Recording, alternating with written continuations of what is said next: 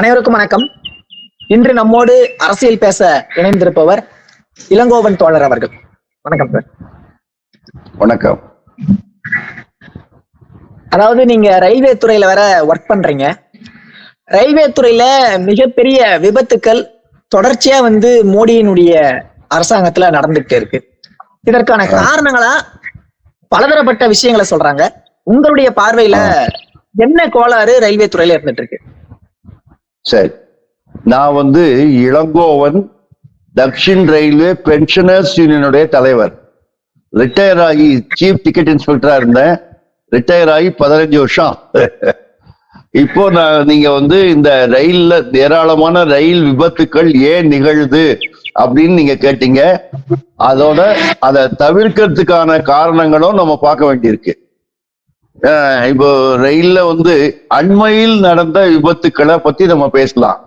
அதுக்கப்புறம் பொதுவாக விபத்துக்களுக்கான காரணங்களை பத்தி பேசலாம். இப்போ அண்மையில் நடந்த விபத்துக்கள் எல்லாம் எப்படி நடந்திருக்குன்னு சொன்னா, டிரைவர் சிக்னலை டேஞ்சர்ல பாஸ் பண்ணிட்டு போயிருக்காரு. சிக்னல் ரெட் சிக்னல் இருக்கும்போது அதை பாஸ் பண்ணிட்டு போய் எதிரில் இருந்த குட்ஸ் ட்ரெயினையோ எக்ஸ்பிரஸ் ட்ரெயினையோ மோதினது தான் இந்த நிகழ்ச்சிகள். அது அந்த டீட்டெயில்ஸ் எல்லாம் வந்தாச்சு, பத்திரிகைகள் எல்லாம் வந்தாச்சு. இப்ப நம்ம உதாரணமா இந்த 17ஆம் தேதி நடந்த அந்த விபத்து, ஒரு எக்ஸ்பிரஸ் ட்ரெயினை மேல குட்ஸ் ட்ரெயின் போய் மோதி அந்த எக்ஸ்பிரஸ் ட்ரெயினோட டிரைவர் செத்து போயிட்டாரு. அது அந்த பக்கத்துல இருந்த எக்ஸ்பிரஸ் அந்த குட்ஸ் ட்ரெயினோட டிரைவர் செத்து போயிட்டாரு. மோதின குட்ஸ் ட்ரெயினோட டிரைவர் செத்து போயிட்டாரு. எந்த எக்ஸ்பிரஸ் ட்ரெயின் மேல மோதினாலே அந்த கார்டு செத்து போயிட்டாரு. கொஞ்சம் பேசஞ்சர் செத்து போயிருக்காங்க. அந்த நிகழ்ச்சியை நம்ம பரிசீலனை பண்ணி பார்த்தோம் சொன்னா, அதுல என்ன இருக்குன்னு சொன்னா, அந்த இது ஆட்டோமேட்டிக் சிக்னல் சிஸ்டம். இப்பதான் ஆட்டோமேட்டிக் சிக்னல் சிஸ்டம் உருவாக்கியிருக்காங்க. அங்க இந்த ஆட்டோமேட்டிக் சிக்னல் சிஸ்டம் ஃபெயில் ஆச்சுன்னா எப்படி ஒர்க் பண்றதுங்கிறத பத்தி போதிய இன்ஸ்ட்ரக்ஷன் யாருக்கும் இல்லை, ட்ரைனிங் யாருக்கும் இல்லை. இதுதான் நமக்கு தெரிய வருது. ஸோ அதோட இன்னொரு விளைவு என்னன்னா, சிக்னல் ஃபெயில்யூர் ஆகி காலையில 5:50க்கே சிக்னல் ஃபெயில்யூர் ஆகி போகுது. எல்லா சிக்னலும் டேஞ்சர்ல இருக்கு. அப்போ டிரைவர் குட்ஸ் ட்ரெயின், அதாவது எக்ஸ்பிரஸ் ட்ரெயின் டிரைவர் ஒவ்வொரு சிக்னல்லையும் ஒரு நிமிஷம் நின்று அதுக்கப்புறம் 15 கிலோமீட்டர் ஸ்பீட்ல போயிட்டு இருக்காரு. இன்னொரு பக்கத்துல குட்ஸ் ட்ரெயின் பின்னால வந்த குட்ஸ் ட்ரெயின் டிரைவர் அவருக்கு டிஏ 912ங்கிற அனுமதி பத்திரம் கொடுத்துருக்காங்க. அதாவது சிக்னலை டேஞ்சர்ல பாஸ் பண்றதுக்கான அனுமதி பத்திரம் கொடுத்துருக்காங்க. ஸோ அதை வச்சுக்கிட்டு அவர் என்ன பண்ணிருக்காருன்னு சொன்னா, சிக்னலை டேஞ்சர்ல பாஸ் பண்ணிருக்காரு. அந்த 15 கிலோமீட்டர் ஸ்பீட்ல அவர் போகல. அவர் நார்மல் ஸ்பீட்ல போயிருக்காரு, 40 கிலோமீட்டர் ஸ்பீட்ல. ஏற்கனவே போற ட்ரெயின் 15 கிலோமீட்டர் ஸ்பீட்ல போனதுனால இது போய் அது மேல மோதிட்டு. இப்போ அந்த டிரைவரோட கதையை எடுத்து பார்த்தோம் சொன்னா, அந்த டிரைவர் இப்போ 30 மணி நேரம் ரெஸ்ட் எடுத்துட்டு வந்திருக்காருன்னு சொல்றாங்க. அதுக்கு முன்னாடி நீங்க அவர் பாத்தீங்கன்னா 4 நைட்டு அவர் தூக்கம் இல்லாம இருந்திருக்காரு. அதுக்கப்புறம் அவருக்கு ரெஸ்ட் கொடுத்துருக்கோம் 30 மணி நேரம் சொல்றாங்க. அப்படி இல்ல, ரெஸ்ட் எப்படி கொடுக்கணும்னு சொன்னா, ஒரு டியூட்டி முடிச்ச உடனே ஹெட் குவார்டர்ஸ்ல டியூட்டி முடிச்சாச்சுன்னு சொன்னா 16 மணி நேரம் ரெஸ்ட் கொடுத்துதான் அடுத்த டியூட்டி புக் பண்ணணும். ரெஸ்ட்ன்னு வரும்போது அந்த 16 மணி நேரம் கழிச்சு இன்னும் ஒரு 30 மணி நேரம் ரெஸ்ட் கொடுக்கணும். அப்ப மொத்தம் 46 மணி நேரம் ரெஸ்ட் கொடுக்கணும் அவருக்கு. 46 மணி நேரம் ரெஸ்ட் கொடுக்கலன்னா அவர் என்ன ஆவாரு? போதுமான ரெஸ்ட் இல்லாம வருவாரு. போதுமான ரெஸ்ட் இல்லாம வர்றதுனால தான் இந்த சிக்னல் பாசிங் அட் டேஞ்சர் நடக்குதுன்னு 2017 ரயில்வே அமைச்சர் டாஸ்க் போர்ஸ் சொல்லுது. அவங்க என்ன சொல்றாங்கன்னா, சிக்னலை டேஞ்சர்ல பாஸ் பண்றதுக்கான பல signal passing at danger cases எடுத்து பார்த்ததுல டிரைவர்கள் ஹோம் ரெஸ்ட் எடுத்துட்டு வரும்போதுதான் அதிக விபத்து ஏற்படுது. அதுக்கு காரணம் அவங்க ஹோம் ரெஸ்ட போதுமான ரெஸ்ட் எடுக்கிறது இல்ல. அந்த போதுமான ரெஸ்ட் அவங்க வீட்டு வேலை பாக்குறாங்க அப்படின்னு சொல்லிட்டு அவரு சொல்லியிருக்காரு. அவர் வீட்டு வேலை பார்க்கறதுக்கு காரணம் என்னன்னு சேர்மன் ரயில்வே போர்டு சொல்லியிருக்காரு. ஏன்னா அவருக்கு லீவு கொடுக்கறது இல்ல. வேகன்சிஸ் இப்போ 17,000 வேகன்சி இருக்கு, டிரைவர் வேகன்சி. இந்த 17,000 வேகன்சி இருக்கிறதுனால லீவே காரணமாவே சொல்றாங்க.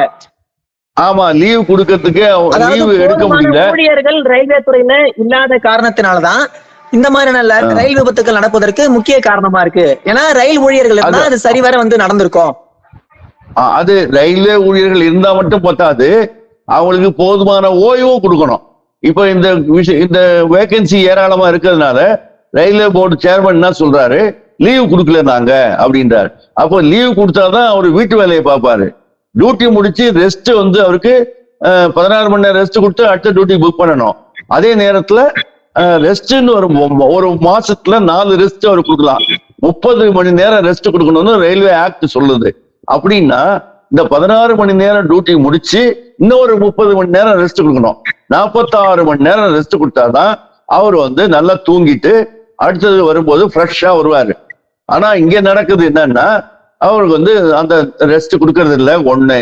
ரெண்டாவது, இன்னும் சில விஷயங்கள் பாத்தீங்கன்னா, நைட் டியூட்டி. இப்போ விசாகப்பட்டினத்துல ஒரு விபத்து நடந்தது. விசாகப்பட்டினத்துல இருந்து ராயகடா போன பேசஞ்சரும் பாஸ் போன 2 பேசஞ்சரும் மோதிக்குச்சு. போன வண்டி பின்னால மோதிட்டு இன்னொரு வண்டியில. அதுல இந்த டிரைவர் 2 பேருமே இறந்து போயிட்டாங்க. மோதின டிரைவர் 2 பேருமே இறந்து போயிட்டாங்க. அந்த டிரைவரோட அந்த வண்டியோட கார்டு இறந்து போயிட்டாரு.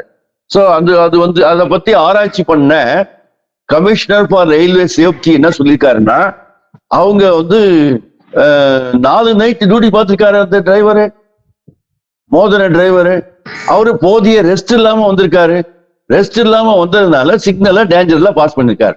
ஆனா அங்கேயும் என்ன நிலைமைன்னா சிக்னல் ஃபெயில்யூர். அங்கேயும் automatic signal system signal failure ஆகி போச்சு. சிக்னல் ஃபெயில்யூர் ஆன உடனே அந்த ஸ்டேஷன் மாஸ்டர் வாக்கி டாக்கில அவருக்கு நீங்க போகலான்னு சொல்றாரு. அவர் போகலான்னு சொன்ன உடனே இவர் போயிட்டார், நார்மல் ஸ்பீட்ல போயிட்டார். அது மோதிட்டு. அப்போ கமிஷனர் ஃபார் ரயில்வே சேஃப்டி என்ன சொல்றாருன்னா, அவரு 2 நைட்டுக்கு மேல பார்த்திருக்காரு. அதனால நைட்டு தூக்க கலக்கம் அவருக்கு இருந்திருக்கு. அது பேரு ஸ்லீப் டெப்ட்னு சொல்லுவாங்க. ஸ்லீப் டெப்ட் இருந்திருக்கு அவருக்கு. அதனால அவரால் உங்களுக்கு அந்த தூக்க கலக்கத்துல அவரு போயிட்டாரு அப்படின்னு சொல்லி அவர் சொல்லிருக்காரு. அதனால அவர் என்ன சொல்றாருன்னா, இனிமே 2 நைட்டுக்கு மேல யாரையும் வேலை வாங்கக்கூடாது அப்படின்னு அவர் பரிந்துரை பண்ணிருக்காரு. ஆனா என்ன நடக்குதுன்னு சொன்னா, இன்னொரு விபத்து எடுத்து பாருங்க. ஜூன் 2ஆம் தேதி ஒரு விபத்து நடக்குது. அதுவும் மோதல் தான். அதுவும் சிக்னலை டேஞ்சர்ல பாஸ் பண்ண கதை தான். அதுல என்ன ஆகுதுன்னா, டெடிகேட்டட் ஃப்ரைட் காரிடார்ல, ஈஸ்டர்ன் டெடிகேட்டட் ஃப்ரைட் காரிடார்ல சிர்ஹண்ட்ங்கிற பஞ்சாப்ல சிர்ஹண்ட்ங்கிற இடத்துல அந்த விபத்து நடக்குது. அந்த விபத்துக்கு காரணமான அந்த டிரைவர் ஒன்றும் சாகல. ஆனா அந்த டிரைவர் 16 மணி நேரம் டியூட்டி பார்த்திருக்காரு. 7 நைட்டு டியூட்டி பார்த்திருக்காரு அதுக்கு முன்னாடி 10 நாள்ல. அப்ப எப்படி ரெஸ்ட் இல்லாம வேலை செஞ்சா மனுஷன் தானே அவன் எப்படி விழிப்புடன் இருக்க முடியும்? நம்ம அறியாம நீங்க இந்த ஒரு நைட்டு பூரா கண்ணு முடிச்சிங்கன்னா 2 மணி ஆச்சுன்னா தானா என்ன ஆகும்? நம்ம அறியாம நம்ம தூங்கிடுவோம். அப்படிப்பட்ட இதுல எல்லா நைட்டும் அவர் அதே மாதிரி பண்ணி சரியான ரெஸ்ட் எடுக்கலன்னா எப்படி விபத்து நடக்காம இருக்கும்? அதே மாதிரி பாருங்க, இன்னொரு விபத்து நடந்தது சிங்பூர், பிலாஸ்பூர் டிவிஷன்ல சிங்பூர்ல ஒரு எல்லாம் இப்ப அண்மையில் தான் நடந்தது. அதுல அதே மாதிரி ஒரு குட்ஸ் ட்ரெயின் போய் இன்னொரு குட்ஸ் ட்ரெயின்ல மோதிச்சு. மோதின குட்ஸ் ட்ரெயின் டிரைவர் 14 மணி நேரம் டியூட்டி பார்த்திருக்காரு. 14 மணி நேரம் டியூட்டி பார்க்க. அப்போ பாருங்க, இது ஒண்ணு. இப்ப 3 விஷயத்த நான் இப்ப சொல்லியிருக்கேன். ஒரு விஷயம் 14 மணி நேரம் 16 மணி நேரம் டியூட்டி பார்க்கறது ஒண்ணு.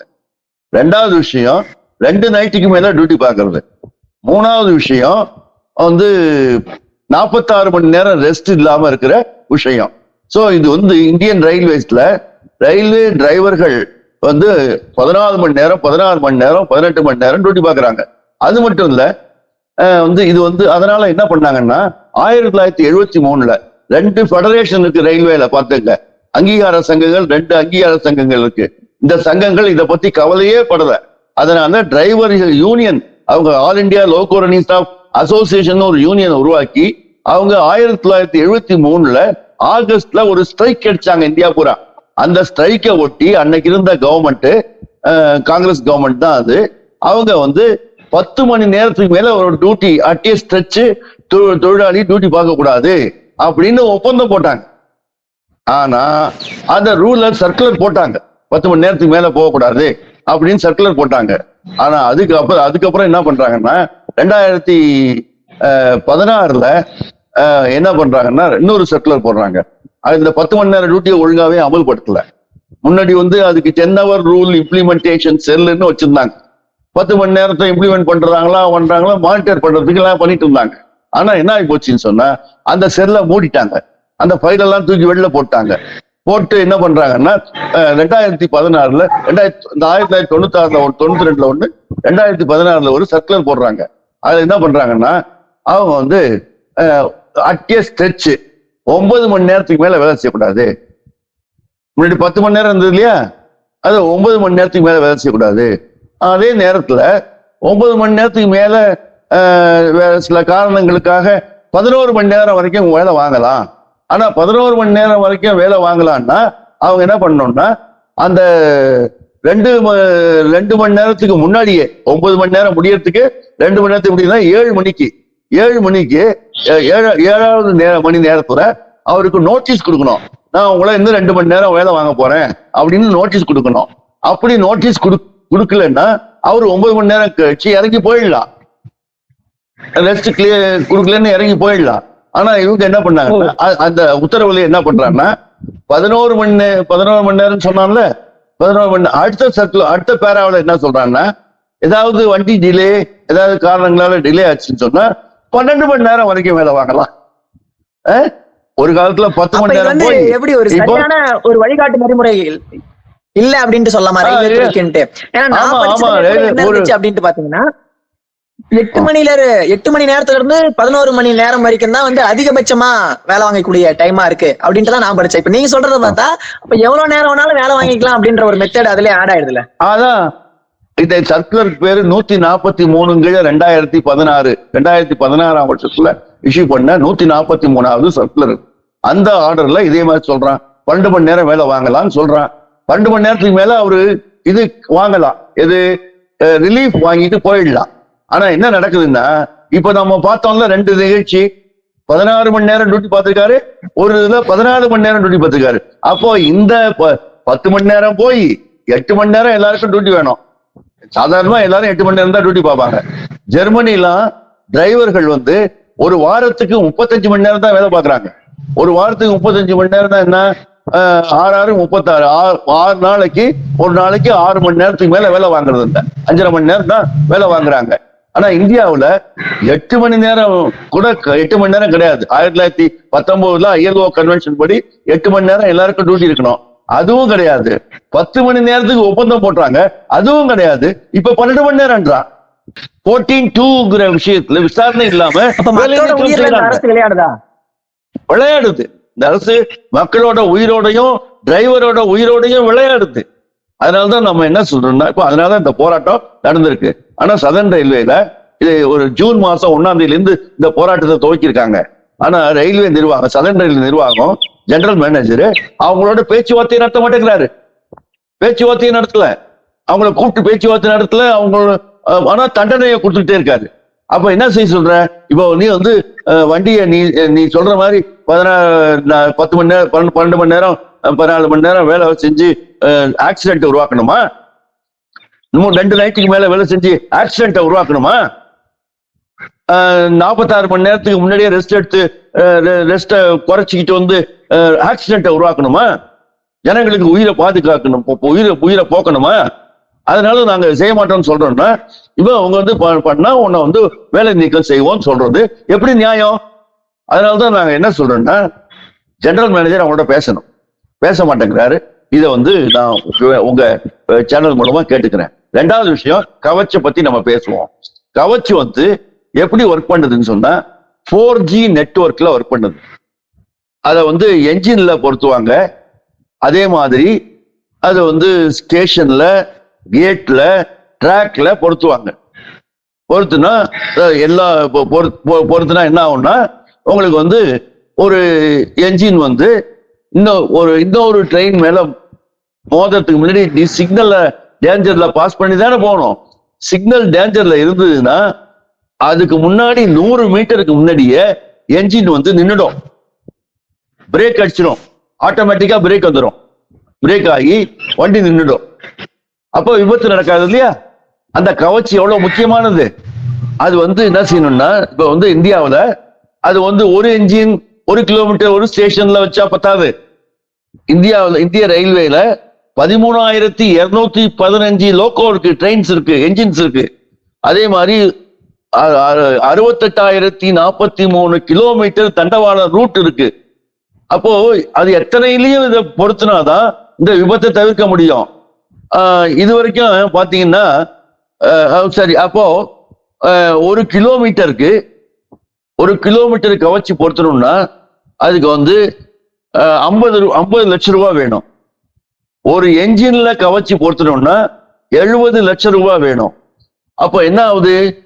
68,000 கிலோமீட்டருக்கு கவச்சி பொருத்தணும்னா 34,000 கோடி தேவை. 13,215 என்ஜின்ல பொருத்தணும்னா 9,250 கோடி தேவை. ஆக மொத்தம் 43,271 கோடி தேவை. இது வந்து பல வருஷமா இவங்க போன வருஷம் ஒரிசாவில் விபத்து நடந்தது ஞாபகம் இருக்கா? கொரமாண்டல் எக்ஸ்பிரஸ் டீரைல மோதி அதுல வந்து 300 பேர் செத்தாங்க, 1000 பேர் காயமடைஞ்சாங்க. அப்பவே நாங்க வந்து கவச்சுன்னு எல்லாரும் பேசினாங்க. ஆனா இன்னைய வரைக்கும் பாத்தீங்கன்னா ரயில்வே போர்டு சேர்மன் பதில் சொல்றாங்க, சில பேர் வந்து சொன்னாங்களே அது கருவியே பொறுத்தல. எப்படி சார்? இல்ல கருவியே பொறுத்தல தோழரே, கருவியே பொறுத்தல. இப்ப இது வரைக்கும் பாத்தீங்கன்னா 1,500 கிலோமீட்டருக்கு தான் கருவி பொறுத்திருக்காங்க. 68,000 கிலோமீட்டர் எங்க, 1,500 கிலோமீட்டர் எங்க? 65 என்ஜினுக்கு தான் வந்து பொறுத்திருக்காங்க. 13,215 என்ஜின் இருக்கும்போது 65 என்ஜினுக்கு தான் பொறுத்திருக்காங்க.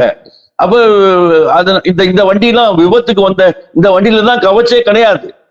அப்போ என்ன 43,000 கோடி செலவு பண்றதுக்கு பதிலா இவங்க என்ன பண்றாங்கன்னா, போன வருஷம் ரயில்வே போர்டு சேர்மன் சொல்றாங்க, போன வருஷம் 713 கோடி செலவு பண்ணோம், இந்த வருஷம் 516 கோடி செலவு பண்ணோம். எவ்வளவு வேணும்? 43,000 கோடி. இவங்க சொல்றாங்கல்ல, அமிர்த்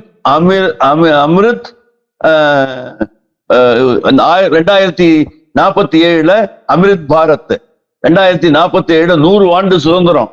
இப்ப 713 கோடியா ஒதுக்கிட்டே போனா 43,000 கோடி வரும்னா 2047 100 ஆண்டு கழிச்சு நாங்க எல்லாம் பண்ணுவோம்னு சொல்றாங்க. 2100வது வருஷம் வரும்போது அப்போ அதுக்குள்ள லட்சக்கணக்கான பேர் செத்துருவாங்க. இந்த விபத்துக்கள் நிகழ்ந்துகிட்டே தான் இருக்கும். இந்த காரணங்கள்லாம் போக்கலன்னா விபத்துக்கள் நிகழ்ந்துகிட்டே தான் இருக்கும் 47 வரைக்கும். அப்போ 43,000 கோடி செலவு பண்றதுக்கு உனக்கு என்ன கேடு?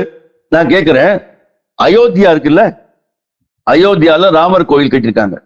அதுக்காக என்ன பண்ணிருக்காங்கன்னா, அதை சுத்தி இருக்கக்கூடிய ராமர் கோயில சுத்தி இருக்கக்கூடிய இன்ஃப்ராஸ்ட்ரக்சரை டெவலப் பண்றதுக்காக, ரோடு, பிளைட்டு, ட்ரெயின் இதெல்லாம் டெவலப் பண்றதுக்காக 49,000 கோடி சென்ட்ரல் கவர்மெண்ட் செலவு பண்ணிருக்கான்.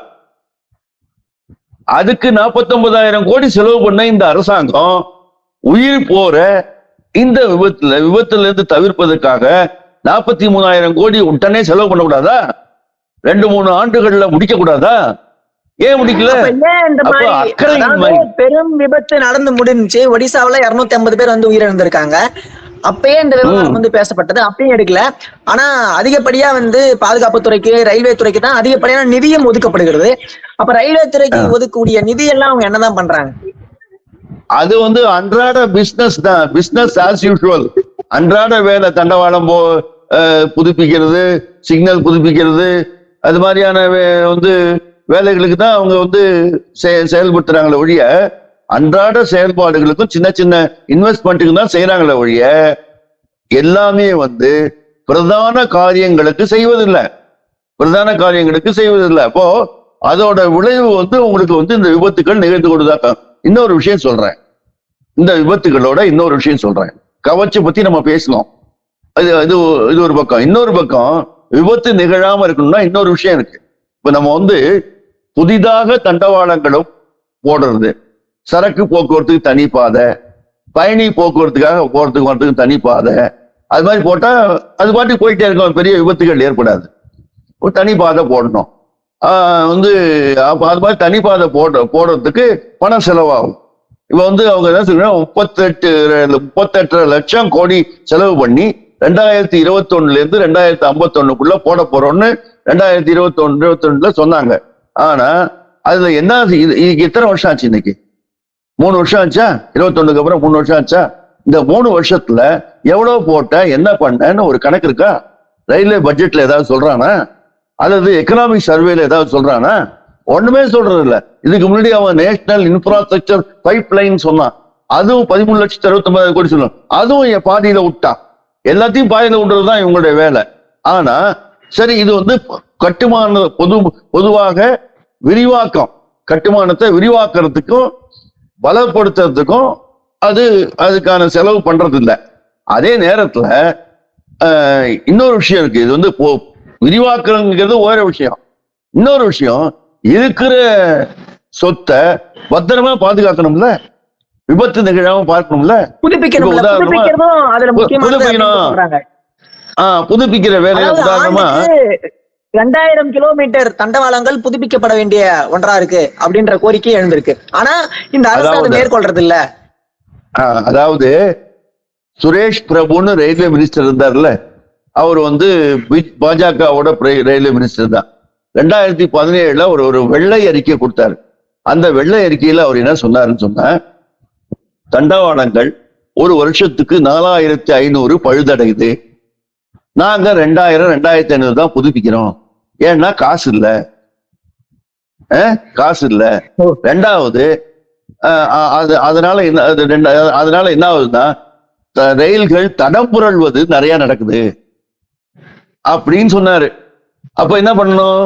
அப்ப என்னாச்சுன்னா 4500, அப்ப இது மாதிரி 2000 தான் பண்ணதுனால 10,000 கிலோமீட்டர் பாக்கி இருக்குது புதுப்பிக்க வேண்டியது. ஆண்டுதோறும் 4500 பிளஸ் 10,000ன்னா 14,500 கிலோமீட்டர் தண்டவாளம் பழுதடைஞ்சு கிடக்குது. அப்போ ரயில்வே துறை லாபத்துல தானே போயிட்டு இருக்கேன், அதை பண்ண மாட்டாங்க. அப்ப காசு இல்ல, ரயில்வேவுடைய அன்றாட வருமானத்துல செய்ய முடியாது. அன்றாட வரும் 100 ரூபா வருமானம் வருதுன்னா 99 ரூபா செலவாகும், 1 ரூபா தான் மிச்சம் இருக்கு. உலகத்துல எந்த ரயில்வேயும் நஷ்டத்துல லாபத்துல போகல. எல்லா ரயில்வே நஷ்டத்துல தான் போகுது. எல்லா நாட்டிலையும் மத்திய அரசாங்கம் தான் அதுல ரயில்ல முதலீடு செய்யுது. சைனாவில் பாருங்க எவ்வளவு முதலீடு செய்யறாங்க. அவங்க நம்மள போல 14 மடங்கு அவங்க அதிகமா முதலீடு செய்யறாங்க. அதனால 300 கிலோமீட்டர் ஸ்பீட்ல ட்ரெயின் போகுது, 400 கிலோமீட்டர்ல போகுது. குட்ஸ் ட்ரெயின் 200 கிலோமீட்டருக்கு மேல போகுது. நம்ம ஊர்ல குட்ஸ் ட்ரெயின் எவ்வளவு வேகம் தெரியுமா? குட்ஸ் ட்ரெயின் சராசரி வேகம் 25 கிலோமீட்டர் தான் 1 ஹவருக்கு. பேசஞ்சர் ட்ரெயின் சராசரி வேகம் 50 கிலோமீட்டர் தான். வந்தே பாரத்லாம் விடுறாங்க, அது 80 கிலோமீட்டருக்கு மேல போகல. 130 சில செக்ஷன்ல 130 போவோம், ஆனா 80 கிலோமீட்டருக்கு மேல போகல. இதான் உண்மை. அதை பல ட்ரெயினை நிறுத்தி வச்சுதான் விடுறாங்க. அப்ப அதனால இப்போ தண்டவாளத்தை புதுப்பிக்கிறதுக்கு ரொம்ப முக்கியம். 4500 கிலோமீட்டரும் பிளஸ் அரியர்ஸையும் கிளியர் பண்ணணும். அதே மாதிரி சிக்னல், நான் சொன்னேன், இப்போ எல்லா விபத்தும் எப்படி நடந்திருக்கு? Signal failure. சிக்னல் ஃபெயில்யூர் ஆகி டேஞ்சர்ல இருக்கு. அதனால டேஞ்சர்னா சிவப்பு விளக்கு எரியுது, சிவப்பு விளக்கு எரியுது, சிக்னல் ஃபெயில்யூர் ஆகி போச்சு. ஆட்டோமேட்டிக் சிக்னல் போடுறோம், அதுவும் ஃபெயில் ஆகி போச்சு.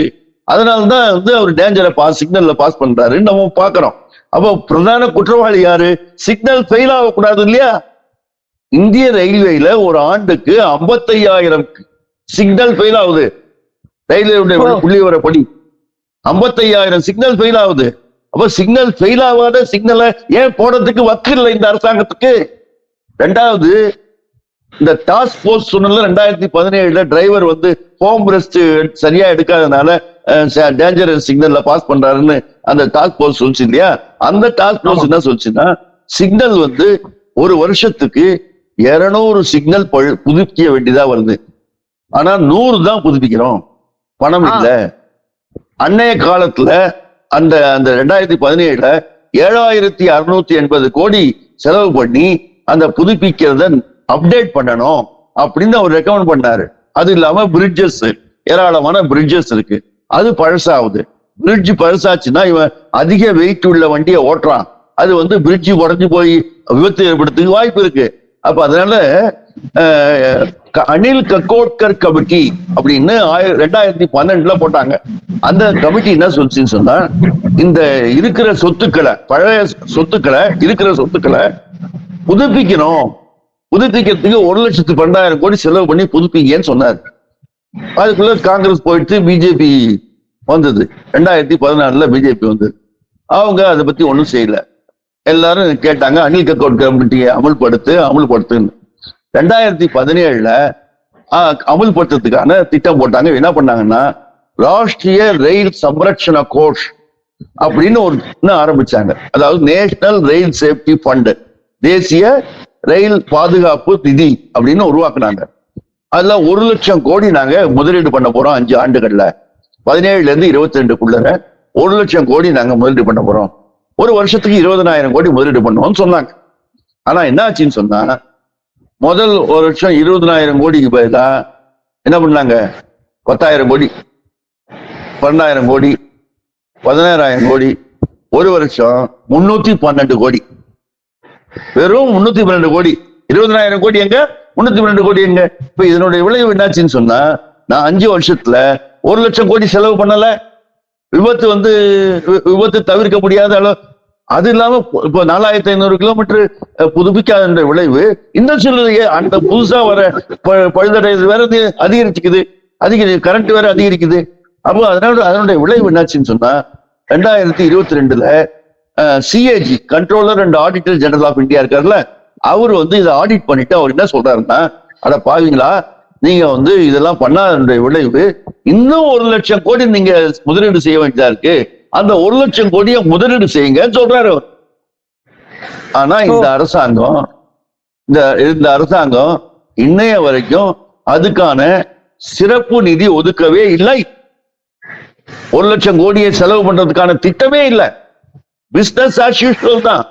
எப்பவும் போல இதுக்கு ஒதுக்குனேன், அதுக்கு ஒதுக்குனேன், இவ்வளவு ஒதுக்குனேன் அப்படின்னு கதை சொல்றான ஒழிய, இந்த புதுப்பிக்கக்கூடிய நடவடிக்கைகளுக்கு போதிய பணம் ஒதுக்கல, நிதி ஒதுக்கல. அதனால 1,00,000 கோடிக்கு ஒதுக்க வேண்டியது ஒதுக்காம இருக்கான். இப்ப நான் என்ன சொல்றேன்னா, இந்த 1,00,000 கோடியை ஒதுக்கிய செய்யலன்னா, டிரைவர்கள் அவங்களுடைய வேலை நேரத்துல ரெஸ்ட், நைட் டியூட்டி இதெல்லாம் பத்தி ஒழுங்குபடுத்தலன்னா, நான் எச்சரிக்கை விரும்புறேன். நான் ஒரிசா விபத்து சமயத்திலே சொன்னேன் எல்லாருக்கும். என்ன சொன்னா, இது நடக்கலைன்னா விபத்துக்கள் நிகழ்ந்து கொண்டேதான் இருக்கும், டிரைவர் சாவாரு, பயணிகளுடைய உயிர்கள் பறிபோகும், இது நடந்து கொண்டேதான் இருக்கும் அப்படின்னு நான் எச்சரிச்சேன். அதுதான் இன்னைக்கு நடந்துட்டு இருக்கு. எத்தனை விபத்து நடந்துட்டு இருக்கு இன்னைக்கு. அப்போ இந்த 1,00,000 கோடி செலவு பண்ணணும், அதை இந்த அரசாங்கம் செலவு பண்ண தயாராகில்லை. அப்போ காலி இடங்களை நிரப்பணும். 3,12,000 வேகன்சி இருக்கு இந்தியன் ரயில்வேல. சேஃப்டி கேட்டகரியில மட்டும் 1,75,000 காலி இடங்கள் இருக்கு. தண்டவாள பராமரிப்பு தொழிலாளியே 84,000 வேகன்சி இருக்கு. டிரைவர் ஏற்கனவே சொன்ன 18,000 வேகன்சி இருக்கு. 17,000 18,628 வேகன்சி சொல்றாங்க. அப்ப இது மாதிரி ஏராளமான வேகன்சி இருக்கு. வேகன்சிஸை ஃபில் பண்ண மாட்டேங்கிறான். ஏதாவது கேட்டார் பார்லிமெண்ட்ல கேள்வி கேட்டா என்ன அரசாங்கம் பதில் சொல்றதுன்னா, it is a continuing process. தொடர்ந்து நடக்கிற வேலை, அது செய்ய மாட்டேங்கிறீங்க. அப்போ எவ்வளவு 3,00,000 வேகன்சி ஃபில் பண்ணாதனால திரும்பியும் அதே அளவுக்கு வேகன்சி வந்துடுது. சோ இந்த மாதிரி வேகன்சியை, டிரைவர் வேகன்சியை ஃபில் பண்ணா என்ன நிலைமை நம்ம பார்த்தோம். இப்போ டிரைவர் அசோசியேஷன் அவங்க நிர்பந்தம் பண்ணதுனால, அவங்க லோக்கல் ரைடிங் ஸ்டாஃப் அசோசியேஷன் நிர்பந்தம் பண்ணதுனால அவங்க என்ன பண்ணாங்கன்னா, 5,600 வேகன்சியை ஃபில் பண்றதுக்கு நோட்டிபிகேஷன் விட்டாங்க. டிரைவர் அசோசியேஷன் சொன்னாங்க 5,600 இல்லைங்க, 17,000 வேகன்சி இருக்குங்க, 17,000 ஃபில் பண்ணுங்கன்னு சொன்னாங்க. ரயில்வே மினிஸ்டர் என்ன தெரியுமா சொன்னாரு? ரயில்வே மினிஸ்டர் சொன்னாரு 3,000 தான் இருக்கு, நாங்க 5,000 பண்றோம்னாரு. இப்ப போராட்டங்கள், நேற்று விபத்துக்கள்லாம் நிகழ்ந்ததுக்கு அப்புறம் எல்லா தமிழ்நாடு, இந்தியா பூராவும் 17,000 வேகன்சி வந்துதா? வேற வழி இல்லாம இப்ப ரயில்வே அமைச்சகம் 18,686 வேகன்சியை ஃபில் பண்றதுக்கு நடவடிக்கை எடுத்திருக்கு. அப்போ உதைப்பானுக்கு வெளுப்பாங்கிற மாதிரி போராடினாதான் இந்த அரசாங்கம் பணியுங்கிறது தெரியுது. அப்ப 18,000 வேகன்சி ஃபில்அப் பண்ண சொல்லிருக்காங்க.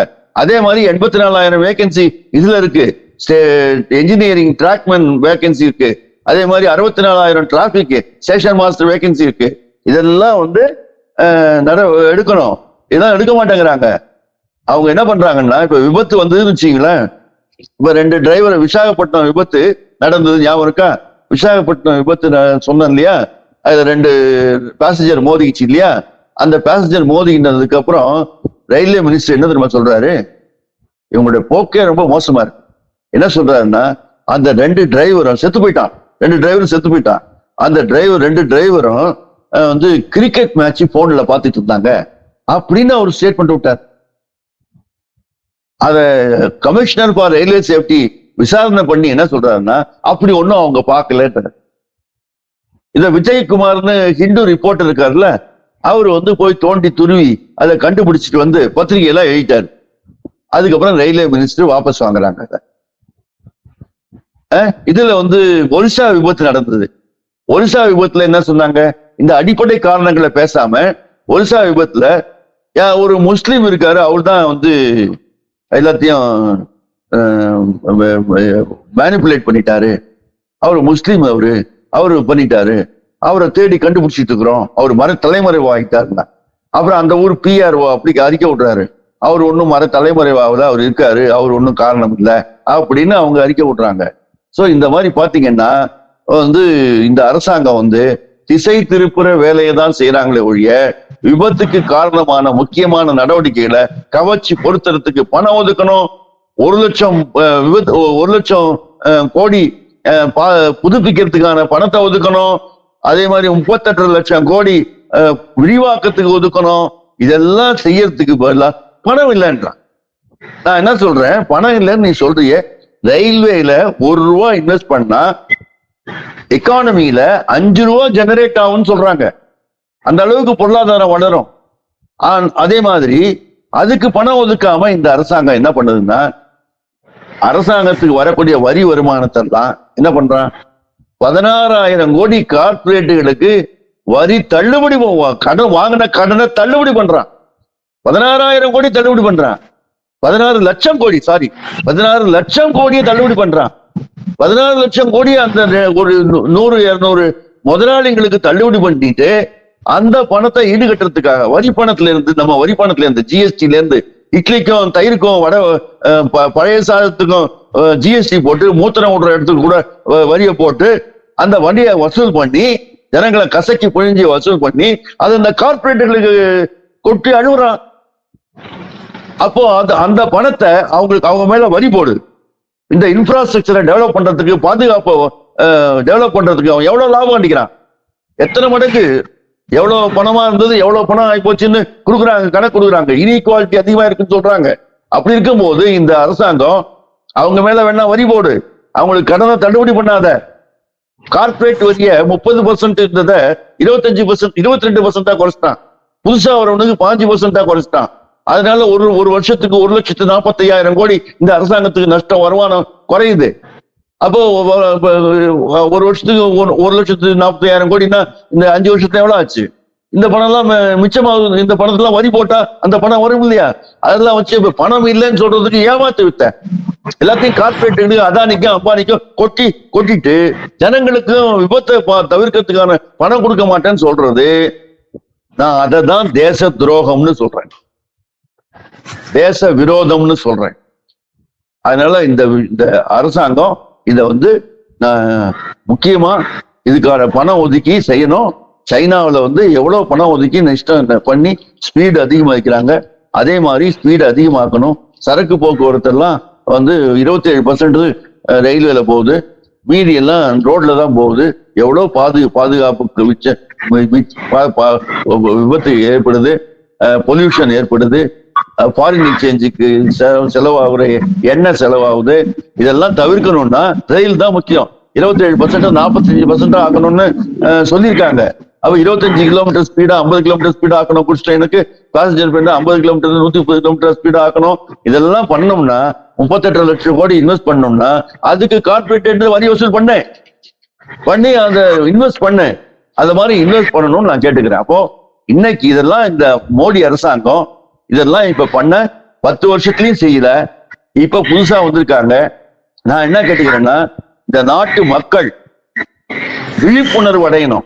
இந்த நாட்டு மக்களும் கட்சிகளும் அரசியல் கட்சிகளும் என்ன பண்ணணும்னா, தொழிற்சங்கங்களும் விவசாய சங்கங்களும் விழிப்புணர்வு அடைஞ்சு இந்த கோரிக்கைகளை போதிய நிதி ஒதுக்கு, இதுக்கு பாதுகாப்புக்கு நிதி ஒதுக்கு, அப்புறம் வந்து வேகன்சிஸை ஃபில்லப் பண்ணு, அதே மாதிரி வந்து 38 லட்சம் கோடியை இன்வெஸ்ட் பண்ணு, அரசாங்கமே முதலீடு செய் அப்படின்னு கேட்டு நாடு பூரா போராட்டம் அடிக்கணும். அது இந்த இதெல்லாம் அமல்படுத்தலைன்னா நான் எச்சரிக்கை விரும்புறேன், மேலும் ஏராளமான விபத்துக்கள் நகழ்வது தவிர்க்க முடியாது. நன்றி. ரொம்ப மிக நீண்ட ஒரு உரையாடலை கொடுத்தீங்க அப்படின்ட்டு நினைக்கிறேன். அதுவும் அதிகப்படியான தகவல்களை கொடுத்திருக்கீங்க. ரொம்ப நன்றி சார். நன்றி நன்றி நன்றி. மீண்டும் ஒரு சந்திப்பில் இத்தகைய அரசியல் நிகழ்வோடு சந்திக்கிறேன். நன்றி, வணக்கம். நன்றி நன்றி.